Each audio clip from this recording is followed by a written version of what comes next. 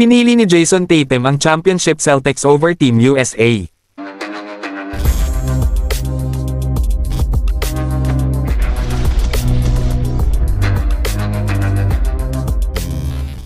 Sa isang chat sa NBA Today, Celtics star Jason Tatum had a bold take on Team USA.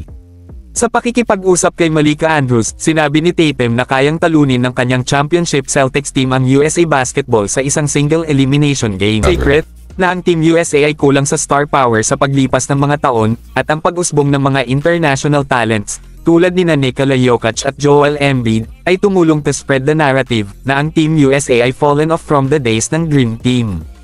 Ngayong taon, gayunpaman, ang roster ay absolutely stacked. Matapos magtapos ang US sa ika-4 na pwesto sa FIBA World Cup noong nakaraang taon, inilagay nila ang lahat ng kanilang pagsisikap sa recruitment para sa Paris Olympics, at nagresulta po ito sa isa sa strongest rosters to date.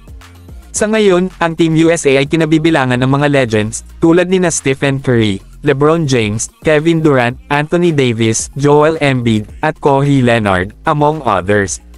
They are being led by championship coach Steve Kerr. Sa isang team that stacked, hindi nakakagulat na ang US ay itinuturing na heavy favorites upang manalo ng gold sa taong ito, kahit na laban sa mga juggernauts tulad ng Canada at France. Mahirap makita kung paano matatalo sila ng anumang koponan ngayong taon. Kahit na ang isang koponan tulad ng Celtics ay walang pagkakataon sa isang tunay na laro, at alam iyon ni Tatum. Siyempre, hindi ito naging hadlang sa pakikipag-usap sa kanyang koponan, at mabilis niyang pinili ang mga ito kapag binigyan ng option.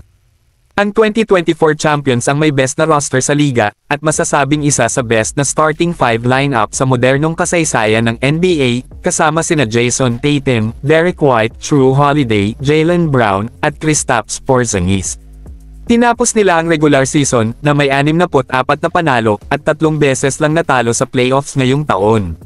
Si Tatum ay naging mukha ng franchise mula noong una siyang dumating noong 2017. As the 3rd overall pick, out of dope, mataas ang mga inaasahan para kay Tatum sa simula pa lang, ngunit nagawa niyang tuparin ang mga ito hanggang sa 5 times All-Star, 4 times All-NBA player, at reigning NBA champion. Sa 74 na laro para sa Celtics, noong nakaraang season, nag-average siya ng 26.9 points, 8.1 rebounds, at 4.9 assists kada laro sa 47.1% shooting.